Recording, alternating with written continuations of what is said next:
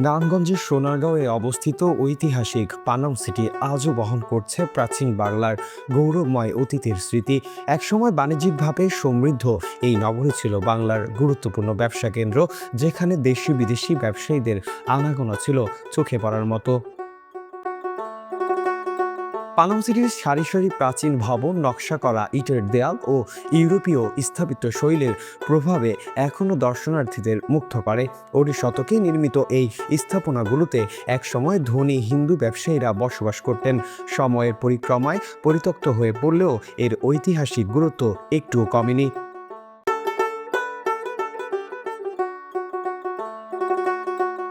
প্রতিদিন অসংখ্য পর্যটক এখানে ভিড় করেন ইতিহাসের ছোঁয়া পেতে এবং পুরনো স্থাপত্যের সৌন্দর্য উপভোগ করতে।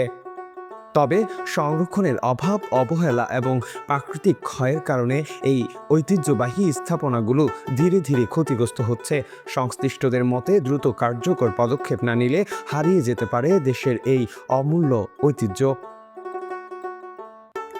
পানাম সিটি শুধু একটি পর্যটন কেন্দ্র নয়, এটি বাংলাদেশের ইতিহাস সংস্কৃতির এক গুরুত্বপূর্ণ অংশ, যা সংরক্ষণ করা আমাদের সকলের দায়িত্ব। আমরা এখন পানাম সিটির ভিতরে রয়েছি এবং এখানে অনেক মেলা চলছে এবং ঈদের যে আমেজ এখানে কিন্তু লক্ষ্য করা যাচ্ছে।